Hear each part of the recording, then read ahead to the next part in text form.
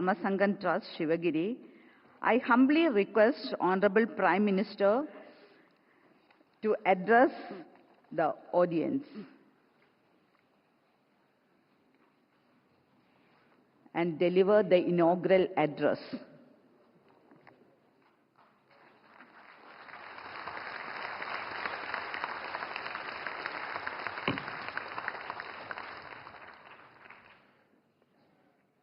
ब्रह्मर्षि स्वामी सच्चिदानंद जी,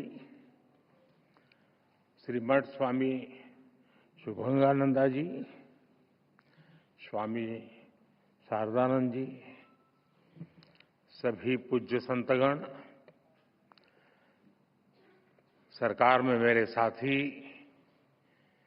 Shri George Kurien जी, संसद में मेरे साथी श्री अडूर प्रकाश जी, अन्य सभी वरिष्ठ महानुभाव, देवी और सज्जनों, पिन्ने एंडे एल्ला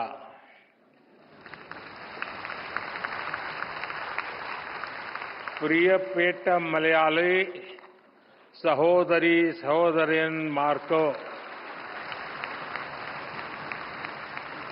एंडे विनीत माय नमस्कारम।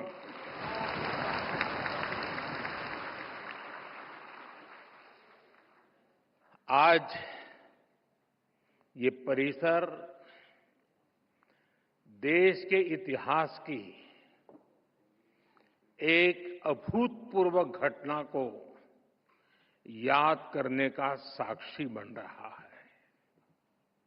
एक ऐसी ऐतिहासिक घटना जिसने न केवल हमारे स्वतंत्रता आंदोलन को नई दिशा दी, बल्कि स्वतंत्रता के उद्देश्य को, आजाद भारत के सपने को ठोस मायने दिए।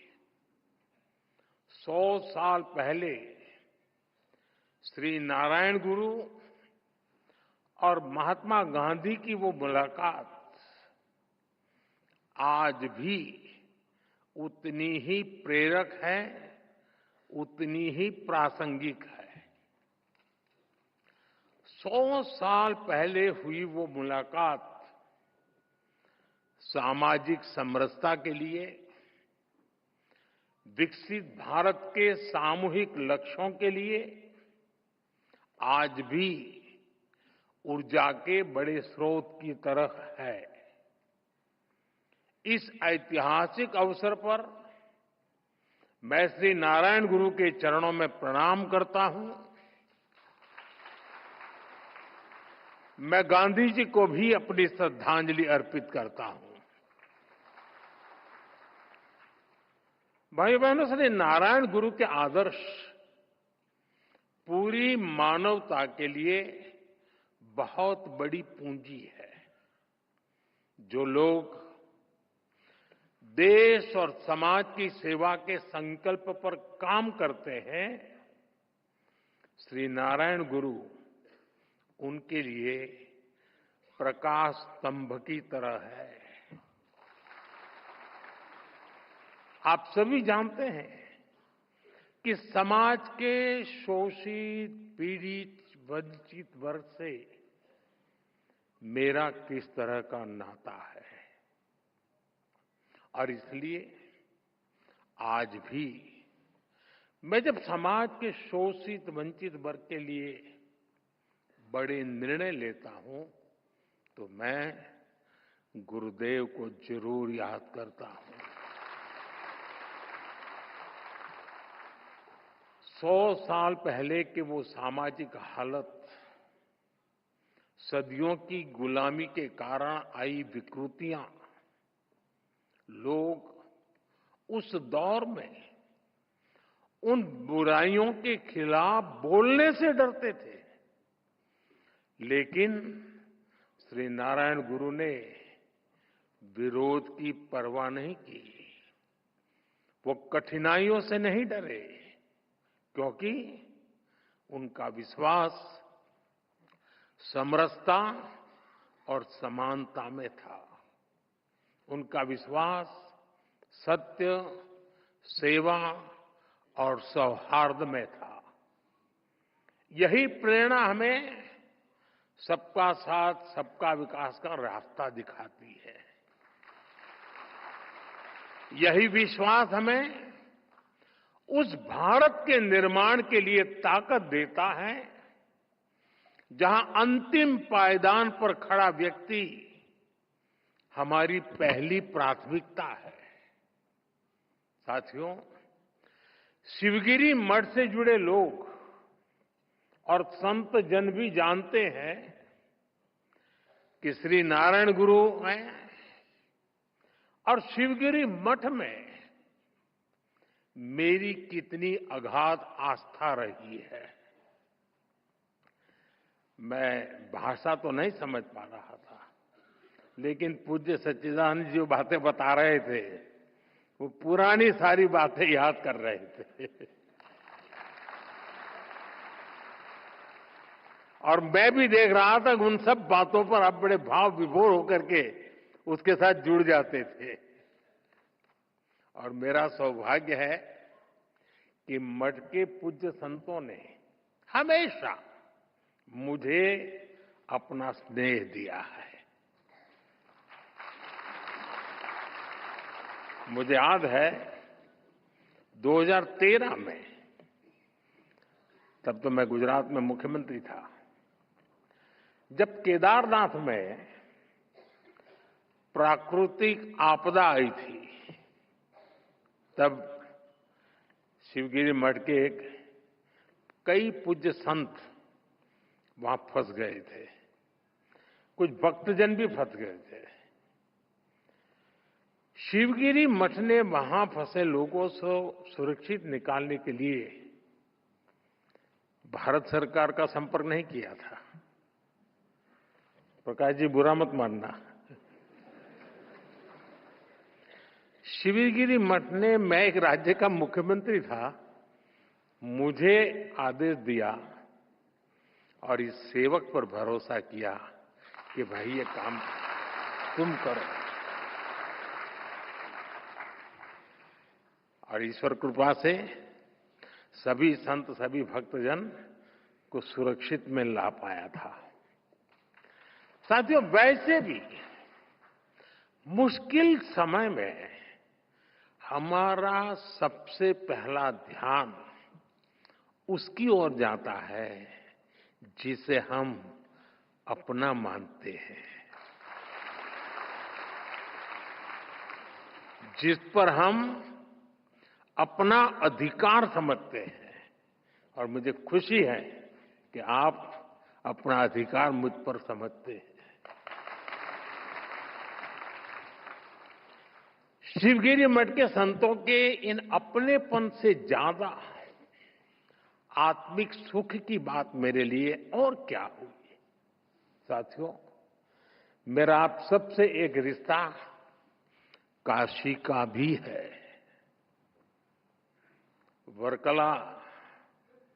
वर्कला को सदियों से दक्षिण की काशी भी कहा जाता है। और काशी चाहे उत्तर की हो या दक्षिण की, मेरे लिए हर काशी मेरी काशी ही है। साथियों, मुझे भारत की आध्यात्मिक परंपरा, ऋषियों मुनियों की विरासत, उसे करीब से जानने और जीने का सौभाग्य मिला है। भारत की ये विशेषता है कि हमारा देश जब भी मुश्किलों के भंवर में फंसता है,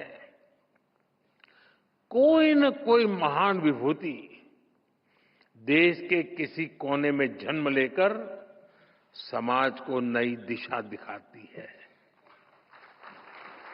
कोई समाज के आध्यात्मिक उत्थान के लिए काम करता है, कोई सामाजिक क्षेत्र में समाज सुधारों को गति देता है। श्री नारायण गुरु ऐसे ही महान संत थे। निवृत्ति पंचकम और आत्मोपदेश शतकम जैसी उनकी रचनाएं ये अद्वैत और अध्यात्म के किसी भी स्टूडेंट के लिए गाइड की तरह हैं। साथियों, योग और वेदांत, साधना और मुक्ति नारायण गुरु के मुख्य विषय थे, लेकिन वो जानते थे कि कुरीतियों में फंसे समाज का आध्यात्मिक उत्थान उसके सामाजिक उत्थान से ही संभव होगा। इसलिए उन्होंने अध्यात्म को समाज सुधार और समाज कल्याण का एक माध्यम बनाया और श्री नारायण गुरु के ऐसे प्रयासों से गांधी जी ने भी प्रेरणा पाई, उनसे मार्गदर्शन लिया। गुरुदेव रविन्द्रनाथ टैगोर जैसे विद्वानों को भी श्री नारायण गुरु से चर्चा का लाभ मिला। साथियों, एक बार किसी ने श्री नारायण गुरु की आत्मोपदेश शतकम रमण महर्षि जी को सुनाई थी। उसे सुनकर रमण महर्षि जी ने कहा था, अवर एल्लाम तेरिंजवर, यानी वो सब कुछ जानते हैं। और उस दौर में जब विदेशी विचारों के प्रभाव में भारत की सभ्यता, संस्कृति और दर्शन को नीचा दिखाने के षड्यंत्र हो रहे थे, श्री नारायण गुरु ने हमें ये एहसास कराया कि कमी हमारी मूल परंपरा में नहीं है। हमें अपने आध्यात्म को सही अर्थों में आत्मसात करने की जरूरत है। हम नर में श्री नारायण को, जीव में शिव को देखने वाले लोग हैं। हम द्वैत में अद्वैत को देखते हैं। हम भेद में भी अभेद देखते हैं। हम विविधता में भी एकता देखते हैं। साथियों, आप सभी जानते हैं, श्री नारायण गुरु का मंत्र था, ओरु जाति, ओरु मतम, ओरु देवम, मनुष्यनु।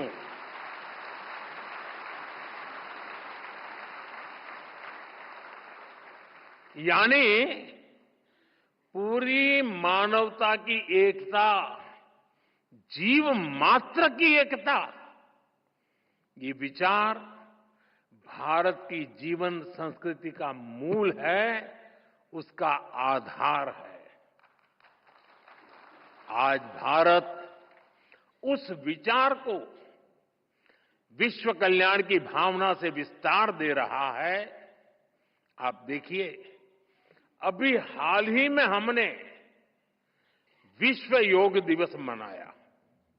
इस बार योग दिवस की थीम थी, yoga for one earth one health, यानी एक धरती एक स्वास्थ्य।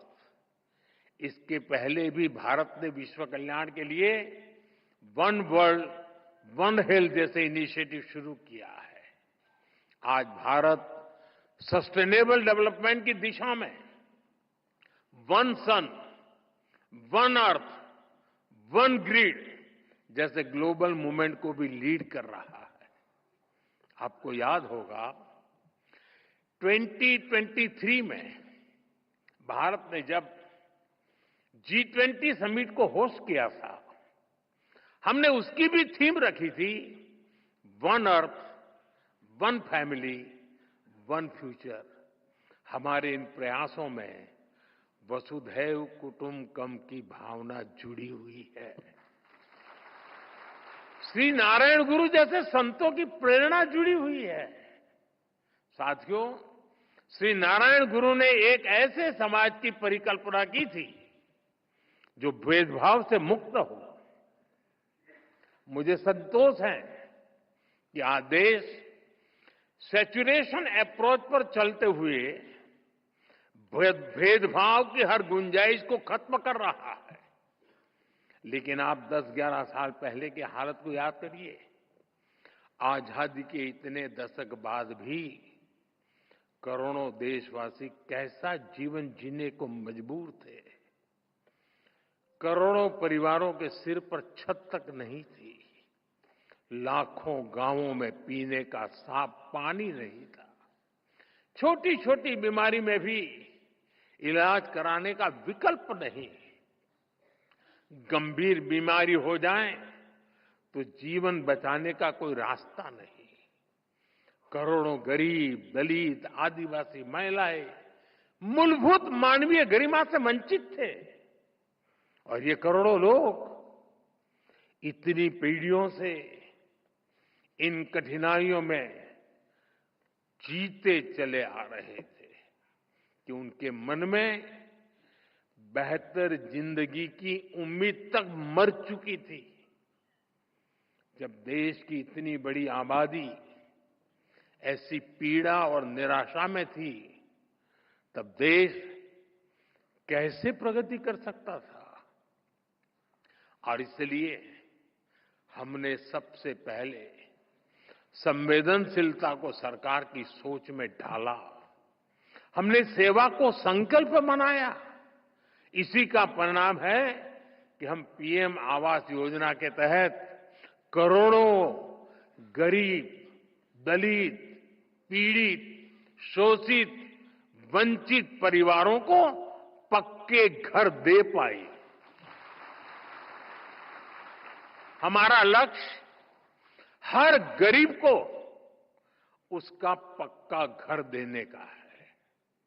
और ये घर केवल ईंट सीमेंट का ढांचा नहीं होता, उसमें घर की संकल्पना साकार होती है, तमाम जरूरी सुविधाएं होती है। हम 4 दीवारों वाली इमारत नहीं देते, हम सपनों को संकल्प में बदलने वाला घर देते हैं। इसलिए पीएम आवास योजना के घरों में गैस, बिजली, शौचालय जैसी हर सुविधा सुनिश्चित की जा रही है। जल जीवन मिशन के तहत हर घर तक पानी पहुंचाया जा रहा है। ऐसे आदिवासी इलाकों में जहां कभी सरकार पहुंची ही नहीं, आज वहां विकास की गारंटी पहुंच रही है।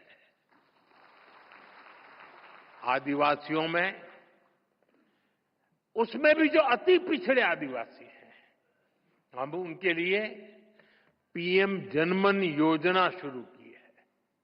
उससे आज कितने ही इलाकों की तस्वीर बदल रही है।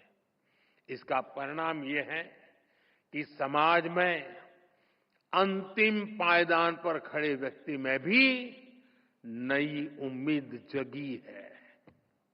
वो न केवल अपना जीवन बदल रहा है, बल्कि वो राष्ट्र निर्माण में भी अपनी मजबूत भूमिका देख रहा है। साथियों, श्री नारायण गुरु ने हमेशा महिला सशक्तिकरण पर जोर दिया था। हमारी सरकार भी वुमेन लेड डेवलपमेंट के मंत्र के साथ आगे बढ़ रही है। हमारे देश में आजादी के इतने साल बाद भी ऐसे कई क्षेत्र थे जिनमें महिलाओं की एंट्री ही बैन थी। हमने इन प्रतिबंधों को हटाया। नए नए क्षेत्रों में महिलाओं को अधिकार मिले। आज स्पोर्ट्स से लेकर स्पेस तक हर फील्ड में बेटियां देश का नाम रोशन कर रही है। आज समाज का हर वर्ग, हर तबका एक आत्मविश्वास के साथ विकसित भारत के सपने को उसमें अपना योगदान दे रहा है। स्वच्छ भारत मिशन, पर्यावरण से जुड़े अभियान, अमृत सरोवर का निर्माण, मिलेट्स को लेकर जागरूकता जैसे अभियान, हम जन भागीदारी की भावना से आगे बढ़ रहे हैं। 140 करोड़ देशवासियों की ताकत से आगे बढ़ रहे हैं। साथियों, श्री नारायण गुरु कहते थे, विद्या कौन प्रबुद्धर आऊ का, संगठना कौन शक्तर आऊ का, प्रयत्नम कौन संपन्नार आऊ का। यानी enlightenment through education, strength through organisation, prosperity through industry.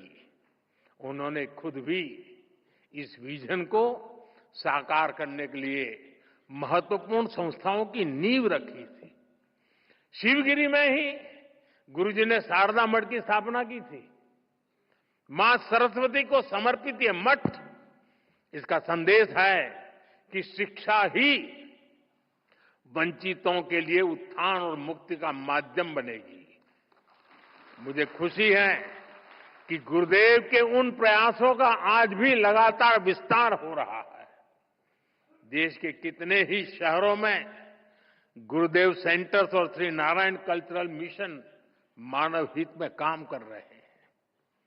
साथियों, शिक्षा, संगठन और औद्योगिक प्रगति से समाज कल्याण के इस विजन की स्पष्ट छाप आज हम देश की नीतियों और निर्णयों में भी देख सकते हैं।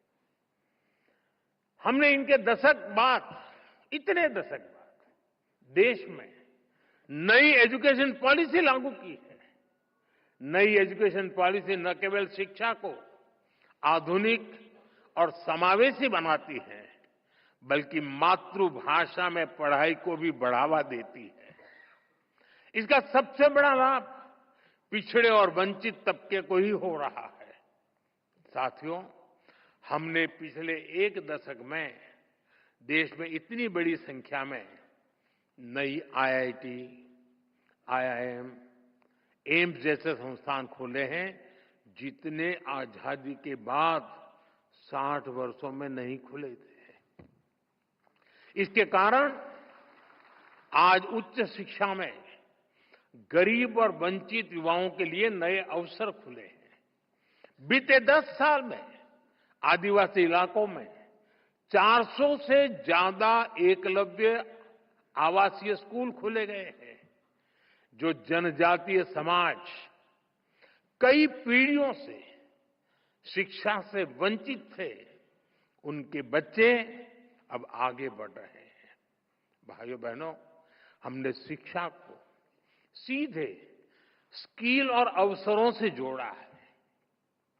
स्किल इंडिया जैसे मिशन देश के युवाओं को आत्मनिर्भर बना रहे हैं। देश की औद्योगिक प्रगति, प्राइवेट सेक्टर में हो रहे बड़े रिफॉर्म्स, मुद्रा योजना, स्टैंड अप योजना, इन सब का भी सबसे बड़ा लाभ दलित, पिछड़ा और आदिवासी समाज को हो रहा है। साथियों, श्री नारायण गुरु एक सशक्त भारत चाहते थे। भारत के सशक्तिकरण के लिए हमें आर्थिक, सामाजिक और सैन्य हर पहलू में आगे रहना है। आज देश इसी रास्ते पर चल रहा है। भारत तेजी से दुनिया की तीसरे नंबर की इकोनॉमी बनने की तरफ बढ़ रहा है। हाल में दुनिया ने ये भी देखा है कि भारत का सामर्थ्य क्या है। ऑपरेशन सिंदूर,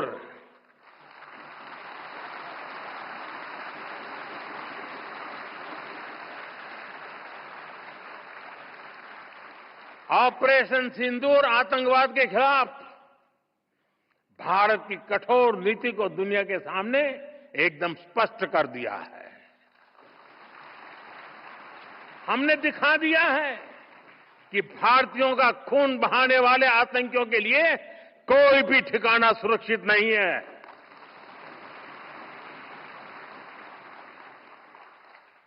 साथियों, आज का भारत देश हित में जो भी हो सकता है और जो भी सही है उसके हिसाब से कदम उठाता है। आज सैन्य जरूरतों के लिए भी भारत की विदेशों पर निर्भरता लगातार कम हो रही है। हम डिफेंस सेक्टर में आत्मनिर्भर हो रहे हैं और इसका प्रभाव हमने ऑपरेशन सिंदूर के दौरान भी देखा है। हमारी सेनाओं ने भारत में बने हथियारों से दुश्मन को 22 मिनट में 22 मिनट में घुटने टेकने के लिए मजबूर कर दिया। मुझे विश्वास है आने वाले समय में मेड इन इंडिया हथियारों का डंका पूरी दुनिया में बजेगा।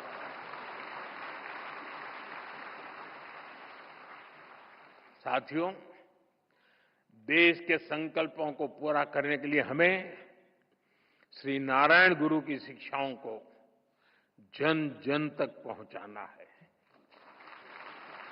हमारी सरकार भी इस दिशा में सक्रियता के साथ काम कर रही है। हम शिवगिरी सर्किट का निर्माण करके श्री नारायण गुरु के जीवन से जुड़े तीर्थ स्थानों को जोड़ रहे हैं। मुझे विश्वास है उनके आशीर्वाद, उनकी शिक्षाएं अमृतकाल की हमारी यात्रा में देश को रास्ता दिखाती रहेंगी। हम सब एक साथ मिलकर विकसित भारत के सपने को पूरा करेंगे। श्री नारायण गुरु का आशीर्वाद हम सभी पर बना रहे, इसी कामना के साथ मैं शिवगिरी मठ के सभी संतों को फिर से नमन करता हूं। आप सबका बहुत बहुत धन्यवाद। नमस्कार।